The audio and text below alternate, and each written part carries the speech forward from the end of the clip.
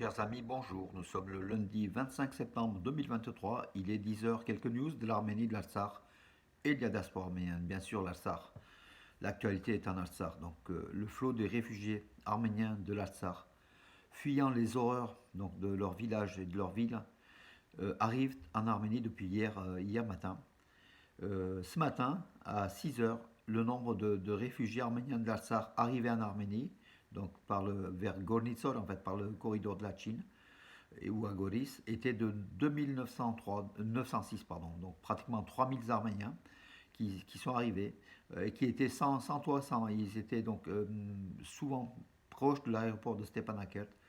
Leur maison avait été détruite ou spoliée par les Azéris, avec des exactions et des crimes de guerre.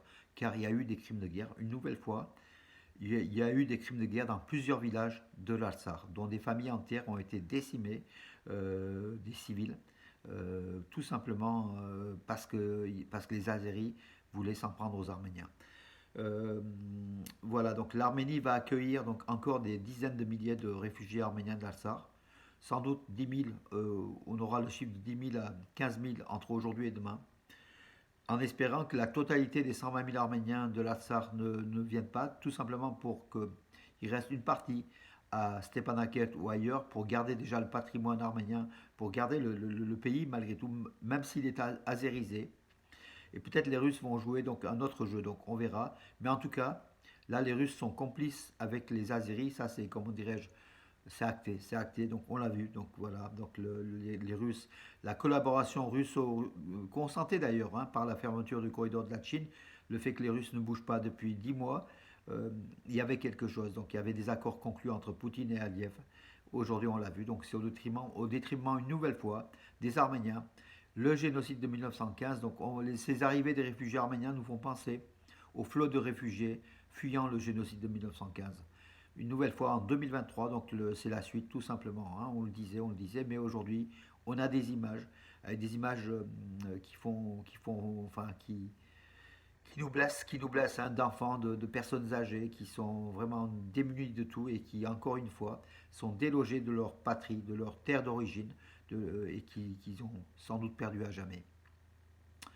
Euh, en espérant peut-être un retournement de l'histoire, mais ça va être compliqué.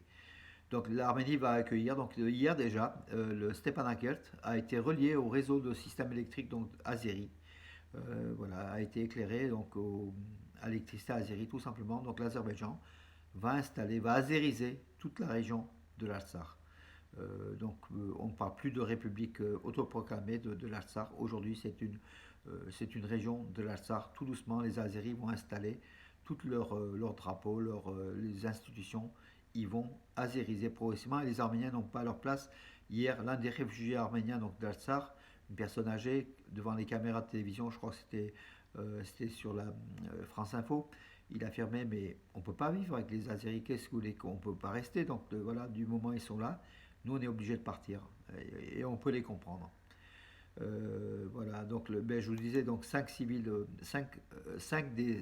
3 des 5 tués par les Azéris dans le village de Sarnarpur étaient des enfants. Voilà, donc ils ont même tué des enfants, donc ils sont capables de tout, hein, voilà.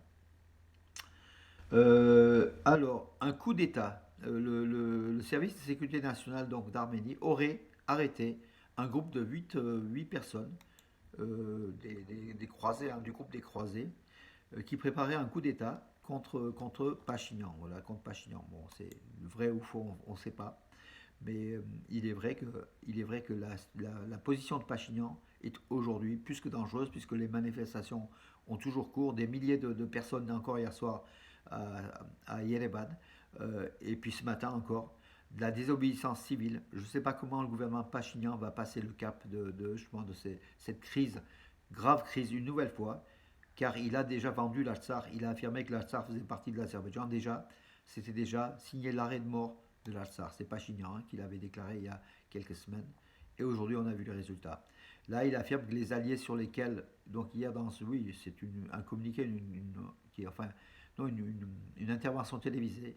Nicole Pachinian, le Premier ministre arménien, a affirmé que les alliés sur lesquels nous comptions depuis de nombreuses années s'efforcent de montrer notre vulnérabilité. Donc il s'en prend directement à Moscou, à la Russie, et il cherche donc un partenaire. Aujourd'hui, il n'y a aucun partenaire, peut-être un petit peu l'Iran, peut-être un petit peu l'Inde, mais on a perdu le partenaire stratégique qui était la Russie.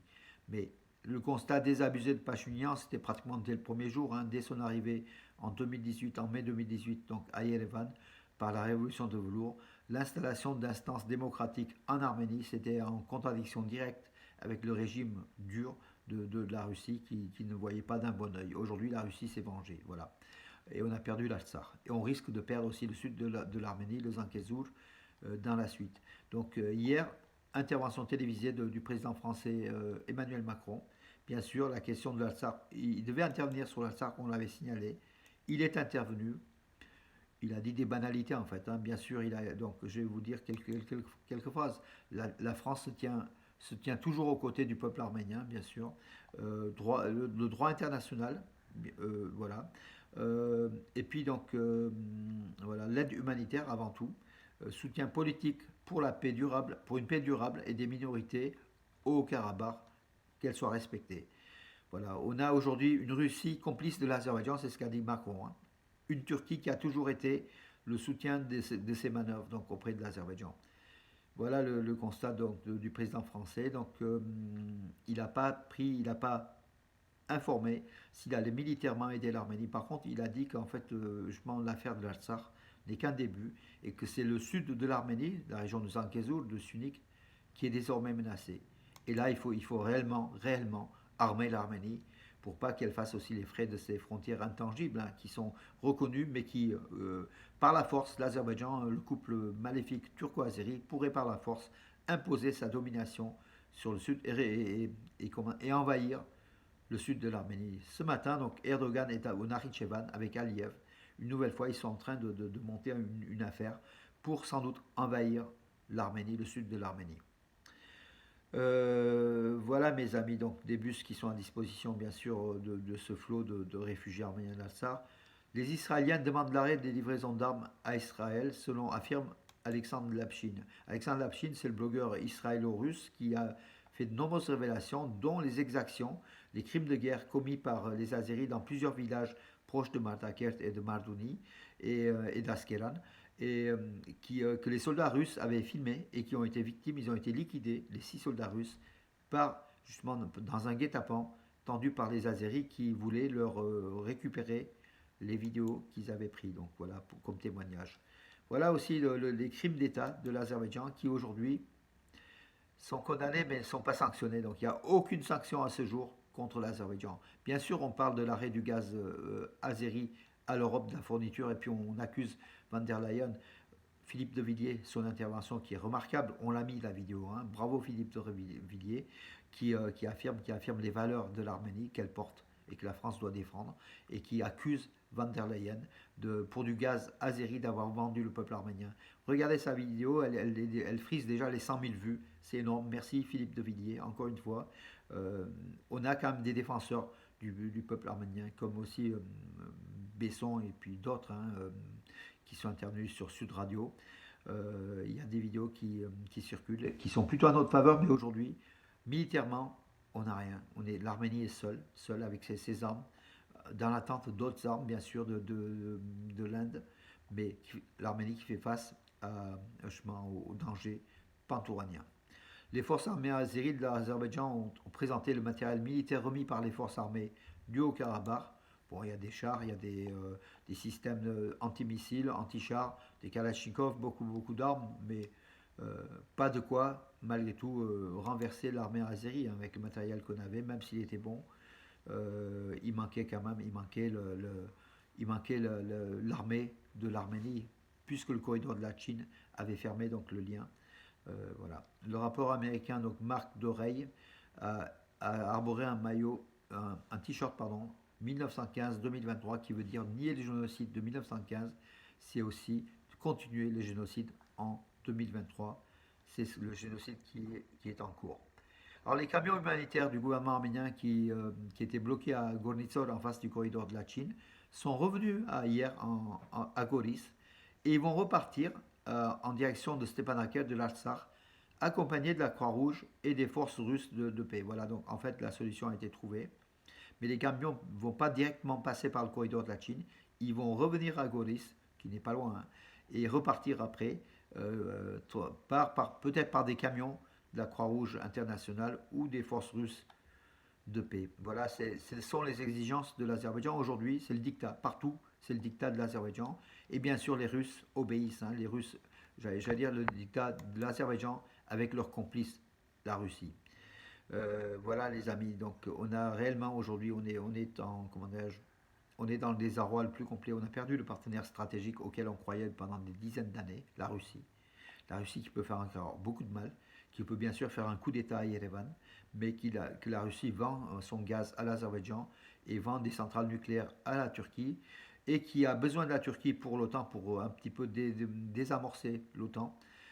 Du coup, l'Arménie, et l'Artsakh a été vendu, l'Arménie pourrait bien l'être aussi donc dans des mains de la Russie, qui ne veulent qu'une chose, qui ont affirmé ouvertement, hein, leur haine du gouvernement Pachinian et peut-être demain de l'Arménie, hein, voilà, mes amis. C'est triste, mais c'est ainsi, c'est la géostratégie. L'Arménie a fait les frais de la guerre de l'Ukraine, qui a un peu déstabilisé le monde, qui a polarisé donc l'énergie militaire russe là-bas. Et par le fait de l'embargo du gaz, la Russie s'est tournée vers l'Azerbaïdjan et la Turquie. Et les frais, c'est toujours la petite nation, l'Arménie, qui en a fait les frais. Enfin, c'est une conclusion un peu hâtive. Elle est courte, mais c'est un peu ça en fait, hein. Voilà, on a une nouvelle fois lors du génocide de 1915, alors que les Russes étaient en 1917 à Erzurum, donc ils avaient conquis une partie du territoire de l'Arménie occidentale, et que les Arméniens se défendaient très très bien avec les Russes face aux Turcs, la révolution de 1917, d'octobre 1917, a fait retirer toutes les troupes russes, et les Arméniens ont été obligés de se replier, ont perdu tous les territoires, reconquis les territoires arméniens. Aujourd'hui, on est dans cette situation-là aussi, hein, donc avec cette guerre d'Ukraine qui a déstabilisé la Turquie, la Russie, qui a joué la carte turco-azérie au détriment des Arméniens, puisque les Arméniens sont censés être du côté occidental aux yeux de Poutine, avec justement des entraînements militaires arméno-américains qui ont eu lieu il y a quelques jours, avec aussi le statut de Rome, en fait, le traité que l'Arménie veut signer et qui n'est pas du tout du goût de la Russie, puisqu'en fait, elle obligerait donc l'Arménie à arrêter Poutine s'il vient en Arménie. Donc c'est aussi grave que ça.